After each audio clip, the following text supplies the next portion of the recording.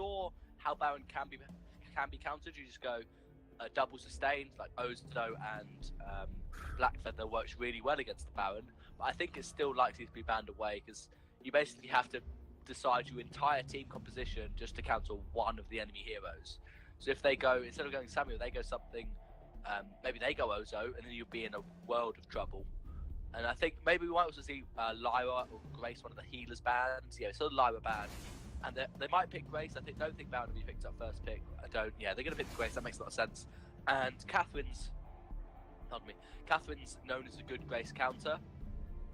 Yeah. You can, if you have a Merciless Pursuit at the time she tries to find a dimension, you can do it, but they are going to go straight for the Baron. So they're leaving themselves open to be countered, obviously. I think they're probably gonna ban away. Something like a Batiste might make sense. What do you think? A Batiste or even a Catherine. Maybe not Catherine. Or maybe Catherine actually, because Grace can go that on hit or even a CP Grace. So a Batiste pickup, a Banda would be the cleverer choice at this point in time, or even just the Mage for the side of Infamous. But they are going for that Idris ban, which is a very clever ban because Idris is one of those heroes that can stand in a 1v1 against this Baron. I feel sad that Idris is never played anymore because he just gets constantly banned away. Such a strong hero that you can't let the enemy get Idris, so you just have to say, oh, we best ban it away. If we don't want to play it, we've already picked our Baron. We need to ban away Idris, or else we're going to get countered by him. So I think a Catherine ban might make sense here. It's very likely that they're going to go Baron Catherine. Actually, going to ban away Celeste. You said the Mage might be banned away. That's another comfort pick that's been banned off the fold because obviously Celeste is really strong, and they're going to go for the healer. They banned away their own Lyra. They let Grace through, and they're going to pick Adagio. I doubt we'll see a weapon Adagio in the lane this game. You never know. Maybe we'll see a Crystal Baron. Nah, I don't think Crystal Baron would come through. Again, the Kestrel Samuel comp, we see it again. I think Taka would be great into this. If you go Baron, Taka, that's a great bird draft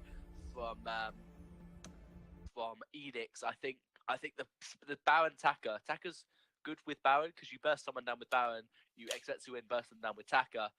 That's especially good against people like Samuel and Kestrel. So I really like Eanix's draft here. Definitely. I mean, Eanix drafted really well going up against Infamous. They probably learned from the other games Infamous played against the other team. So I really like the Taka pickup. I was kind of expecting the Taka pickup because we did see how well Takas do against the Samuel or even that Kestrel, even in the late game.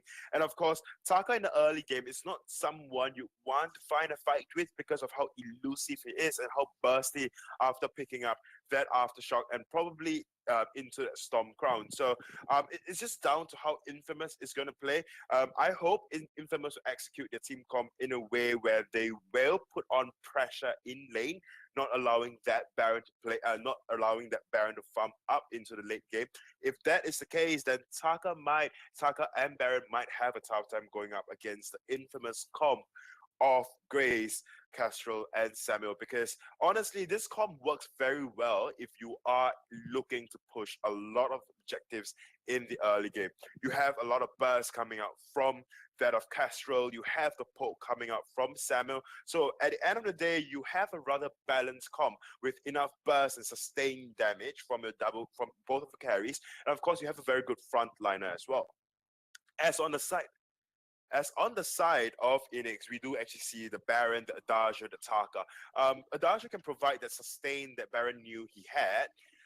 So, you know, honestly, I really like the team comp coming from the side of Eanix, but it's just down to execution, whether or not I Angry You Die on that Taka can just go in and burst Spaghetti or even Uni down on their respective carries.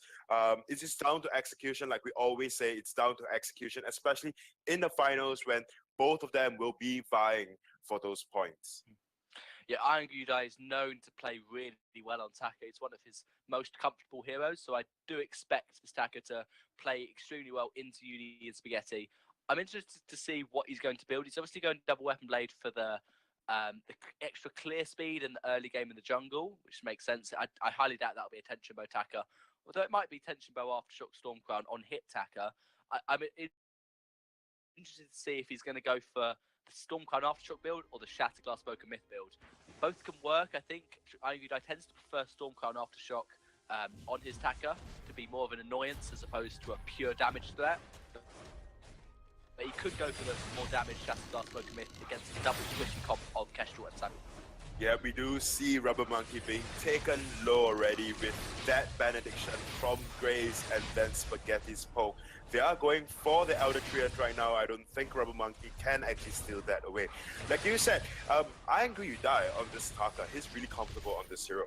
There is no doubt about that. And there is one more thing that he's comfortable on is actually how he builds Taka into the early game. He constantly has that double weapon blade, and then of course going into that aftershock, and then finally the Storm Crown. If not, then would have like double crystal bit or one crystal bit into the first tier of clock. What's that item called? Hourglass? Hourglass into Chronograph is tier 2. Yeah, so he'll build that Hourglass and then complete the Storm Crown first before going in for that full aftershock. So that is the common build of Taka we see from him, and it's quite paying off from him as well. Anyways, they are putting a lot of pressure in lane, especially this Adagio and Baron. Truffy's going to go quite low. He's working on playing with the Drifting Dark Bolt. Taka still trying to clear the jungle. He's got a double weapon blade to help with that clear speed, but it's still really slow on a hero like Taka. Samuel with a much quicker clear. If he uses Drifting Dark to clear minions, obviously he runs out of energy quicker, but he will clear that farm much faster than Taka will. Baron's just trying to farm up in lane best he can. Kestrel's waiting in the top bush to probably get 2 glimmer shots for free. Now she's going to get the 1 and back off. Taka's actually is taking the Elder Treant. He can secure that by himself without much trouble. Well, so Samuel not being too aggressive, just backing off his own jungle and trying to work it up to lane to get ganks onto Baron instead of trying to invade Taka. Yeah, I mean, there is no reason for Samuel to try to launch and invade. Jets in, Spaghetti. Argudo went in stealth to get on top of Spaghetti. That's his first blood going over to Truffy. And Uni did port home to get some items, and I'm sure Argudo will go to his jungle. Then he'll port home to get his own items because he doesn't want to fight right now. Truffy's is low, but he's still going to try it. He's going on top of Uni. Monkey's going very low. He's going to pick up that kill, and Argudo's going to get the kill onto Samuel, but SNK wants Truffy's. He's so low, and Argudo's going to try and get and that's actually a minute 8 for Infamous. Argudo not watching Death Timers, not knowing when Spaghetti would be back to kill him, and went a little bit too deep trying to get SNK, and a minion can deep ace buff minions. This turret's going to melt.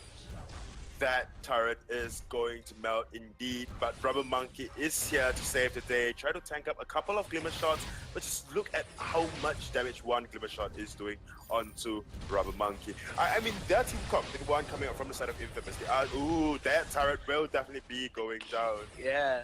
There's no captain to save you. Uni's going to want to pick it up. There's no minions. He's going to get it with one basic attack. That's enough. Truffy's going to fall. Not quite one malice or verdict. It does get it with the verdict. Now Uni's going to try and kill Argudo. He's got a Drifting Dark to go towards Argudo's jungle. Malice and verdict's not quite connecting. Argudo should get this as an Adagio just to help him out. And that is a nice return kill from Taka. Samuel's looking a bit quite dangerous there. Now Spaghetti can rush it down to shot, pick up his Sword Blade, maybe watch towards the reflex block, and he's thinking very hard about what to get, and he's not going to get anything. No, get him with an infusion. That's 4 minutes. As soon as he goes down to jungle shot, pockets that infusion. That's a smart decision because obviously they got the first turret before 4 minutes in. Yeah. So they have a really good push comp. They have really good early game pressure, and they want to push that further with probably a level 5, maybe a level 6 infusion. Rubber Monkey may be face checking right now. Truffy's just one benediction. It's not going to do a lot of damage from Truffy's. Just going to be filled up by that Adagio. Nothing more, nothing less, but then there is a big wave coming towards that of Spaghetti. Just look at the scoreboard alone. The side of Infamous Duel is sitting at a comfortable 5 kills, just 4 minutes in, comparing to that of Eanix with just 3 kills. And of course, with them and that turret down, for the side of Eanix, they are sitting at a comfortable 2k gold lead. They are looking to siege another turret. Yeah, Spaghetti doing a lot of poke. He has popped his infusion now, but Monkey's going low. Angular's going to try and go in. Truffy's actually got to run away. He's going to try and poke this turret.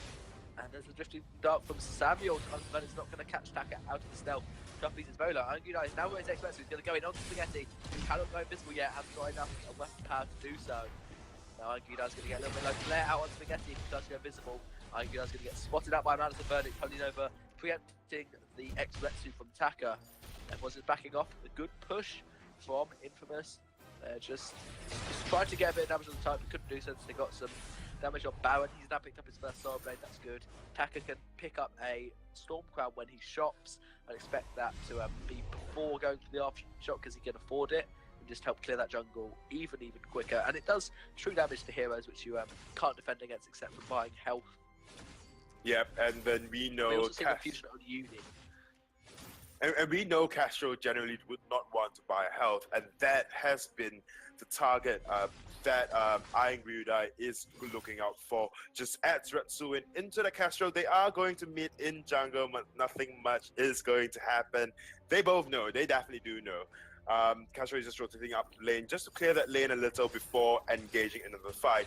But we do see though that Infusion being picked up on Castro is expiring soon, and there hasn't been much that's done with that Infusion. No gold mine being picked up. The side of Infamous is just trying to push this turret, which I don't think. Oh, they might. They're doing a lot of damage on it.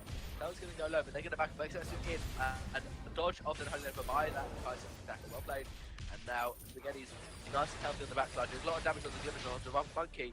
The attacker's going to boot in. He's going to get stealth. The attacker does block the active camo stun. One shot, one kill. Quite connecting, but forced the Crucible.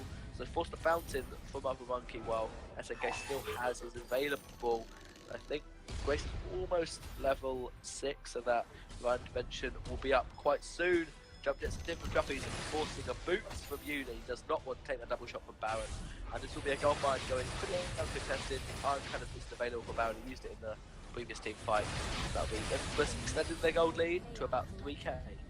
Well, yeah, I mean, if you cannot siege the tower, then just go for the other objectives. That is going to just further your gold lead, and that is what Infamous is doing.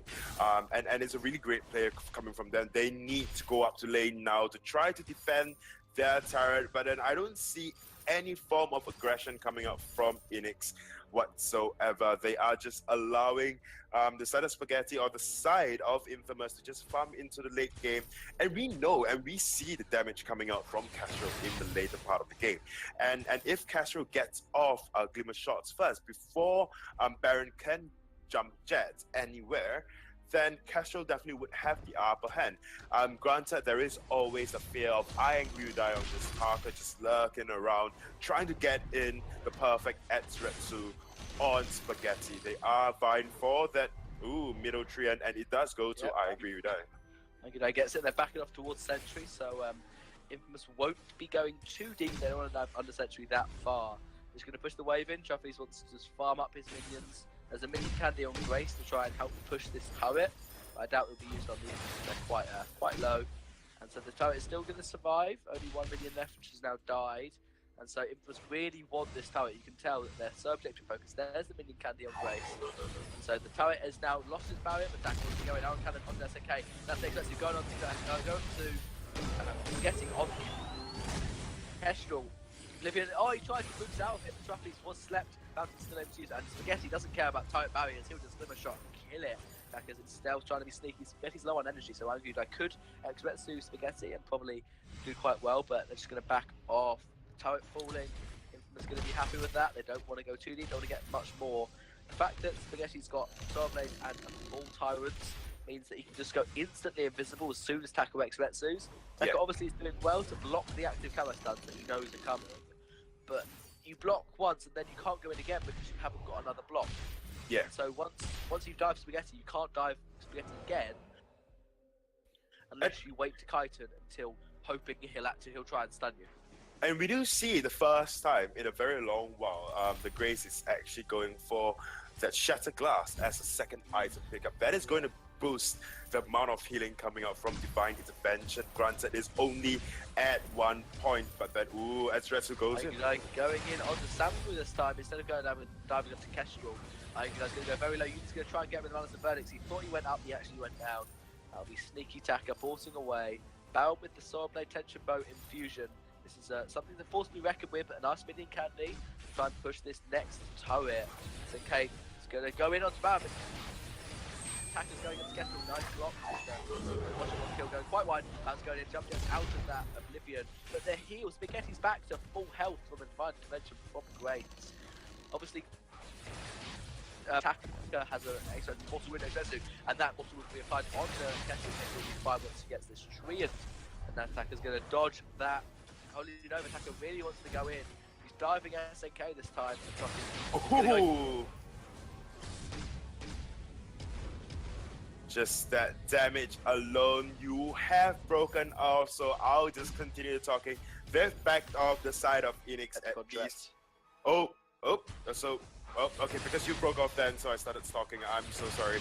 They are going to go for that gold miner, and it's relatively uncontested. The side of Eanix have got no answer whatsoever into Spaghetti on this Castros. Spaghetti has already got 2 Tyrant's Monocle, and just looking over to the side of Trophies. On this Baron, he has an infusion, granted he has it. Problem is that he has only got, 1 Tension Bow and a Sorrow Blade, not even yet close to a Tyrant's Monocle. Probably say 800 more gold before that Tyrant's Monocle. And Angry Udai just do not have that damage on Uni at all when he goes in for the Adretsu. And even if he does, we saw the amount of healing coming out from SNK. You echo, and SNK did actually echo the Divine Intervention as well. Look at the gold lead right now. The side of Infamous is sitting at a very comfortable 5k, close to a 6,000 gold lead, and they are looking to push this lane again to further extend their lead. Yeah, Eanix are doing well to keep that choke point turret alive. They're just taking the farm they can, backs and mids, leaving the fronts alone, and then just staying as 3 to try and defend this turret. Now with that Tyrant's Monocle, that's a big force of damage for him. And then again, the minion candy from SNK. Because there's not a lot of utility upgrades, there's a lot of damage and a couple of minion candies. That's also wounds when they go around Udai. So from Udai, onto Kestrel, just going to almost walk the Divine Intervention is there. 600 healing. Taka's now going in onto Samus. Samus has another Divine Intervention. Taka can't do anything against this double heal from Grace. Judge's heal is nowhere near the same. The reverse adjustment, but it was stunned out, and there's the double kill. The drifting dart from Samuel picks up the kill, and it's an ace for Infamous.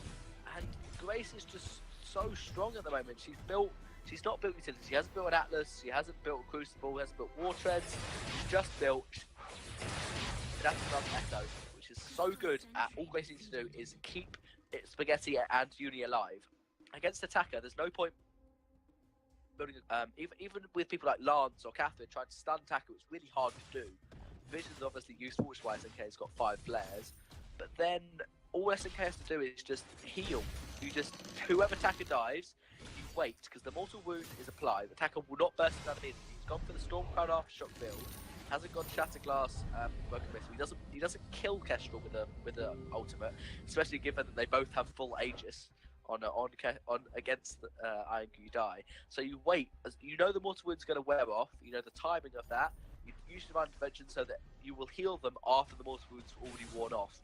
And so then Spaghetti or Uni are just full health because the Mortal Wound wasn't applied. Yep, they are going to go for that gold miner right now. This is quite an intriguing thing. Taka maybe going in, Iron Cannon dropped. They shouldn't go in, they're going to back off. Iron Cannon was made to steal the gold mine. Trophies is going to jump this away, Taka's going to be flared out. Uni knows where he is, he's going to spot him out, Taka's going to try and boots. He can get away, he can just run pretty much, that's all he can do. SNK going to go in, one shot onto Trophies. He's going to use the heal for Pedagio, keep him healthy. And now, literally, Infamous can take whatever they want. They're probably going to take the Sentry down for its 3rd life. And they're already at 8k gold lead. And so it's just going to extend that, take Kraken decisions up, and probably try to push the win straight to that Kraken. Well, yeah, I mean, just looking at gold lead alone, what do you think the side of Eanix could do? I mean, Taka adds Red Suin, applying the Mortal Wound. Didn't quite do a lot of damage first down that of Uni or Spaghetti, like we saw in those games when there was a Taka play into the team comp. I think it was Impunity going up against Infamous, when Impunity actually went with that Taka pickup, but could actually burst down that Samuel and that Castro. Whereas this Taka that we are seeing played on Iron Green Die didn't have that burst potential. Granted, no Aftershock and Storm Crown is up, but then there is no sight of a close broken mid. They are starting Kraken right now. I don't think the side of Eanix should contest it at all. Yeah, they could try, but yeah, they're actually going to back off. Infamous wanted to take the Kraken as soon as it was up free. They're hoping the Eanix would just be by their base and be scared of fighting, but Eanix aren't scared of fighting, and Baron was point home. He wasn't spotted, so that's now definitely a free Kraken. Baron briefly porting home so that Infamous just knew. Taka's going to try and be sneaky. He's been flared out, and Moody's going to try and secure this. I reckon Taka's going to get it. He's going to try, and Sammy's going to get that. I'm going to be dying, almost dead from just a couple of shot. Echoed his burst, but he's going to die while channeling it. And that's going to be Taka. Actually, Scruffy's taking the one-shot, one-kill. Kraken went over to Samuel, and Kestrel's just got full damage and got herself an infusion. Uni's going to go in.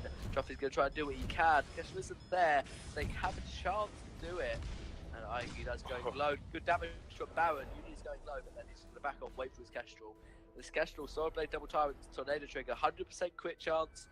He had tension bar, I believe, but there's no armor at all. So what's the point in having armor pierce if you could just go 100% crit chance with a Tornado Trigger? Definitely. I mean, just look at this Castro go in. Just look at the amount of damage from the basic attack. Not even that of Glimmer Shot. Oh my gosh. Yeah, Kestrel doesn't even need to Glimmer Shot. It'll save Glimmers from the turret. Like, you are just basic attack. Get a triple kill. Spaghetti showing why if Kestrel gets ahead, Weapon Kestrel is one of the hardest heroes to come back against. Because once Weapon Kestrel gets ahead, by defense it won't do anything. So just Glimmer Shots through, Glimmer Shots have armor pierce, and you're just going to die so quickly. I think Taka should have gone Shattered Glass Smoke a bit this game, and tried to kill Kestrel before, so force either Grace to use Divine Intervention when the Mortal Wound was up, or kill Kestrel before Grace could use Divine Intervention. As it was, Truffles was just too scared to go in on Baron because he dies. Yeah, I mean, Truffles does just die when he tries to go up against Spaghetti, or just go in, or just jump jetting in. He just melts. Just looking at the builds across the board,